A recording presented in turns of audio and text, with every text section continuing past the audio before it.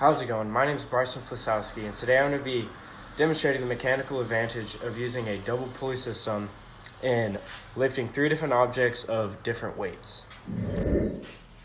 This is the double pulley system. I made it completely out of 2x4s. It is 3 feet high, 2 feet across. There's a fixed pulley on one side, and the rope is fixed to, I guess, the top of the box, and then there's a movable pulley right here that you attach the object you want to lift to it. Okay, I'm going to be weighing 3 objects. The first one is a bag of instant cornmeal. Okay, so I put the bag of instant cornmeal in a bag so I can hook it up to the scale, and it weighs about 4 pounds. All right, the second object I'm going to be weighing is a gallon bucket of paint. It's only about half full though, and it comes in at about 8 pounds. All right, and the last thing I'm going to be weighing is the bag of instant cornmeal along with a bag of sugar and a bag of flour. So the flour, sugar, and cornmeal come in at a whopping almost 13 pounds. Okay, I'm going to take the first object that I weighed, which is the 4-pound bag of instant cornmeal. Now I'm going to put it in the bag and hook it up to the pulley system,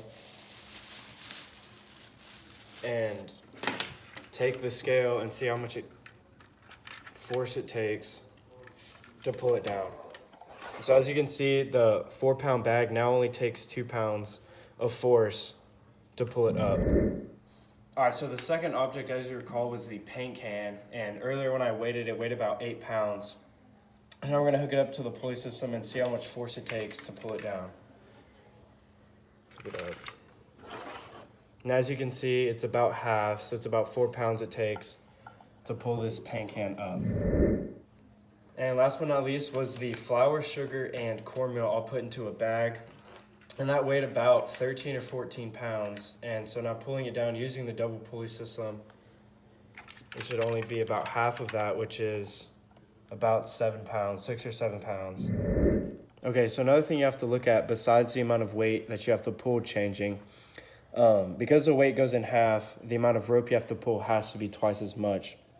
So you can see my fingers starting right now at 1 inch or 0 to 1 inches. I'm gonna pull it all the way down to the bottom, and it goes to about 26 inches or so. So I've pulled the rope down 26 inches, and then the bottom of the paint can starts at 26 inches. When I pull it all the way to the bottom, the paint can ends up at about 13 inches. So you have to end up pulling the rope twice as much to get the object where you want it.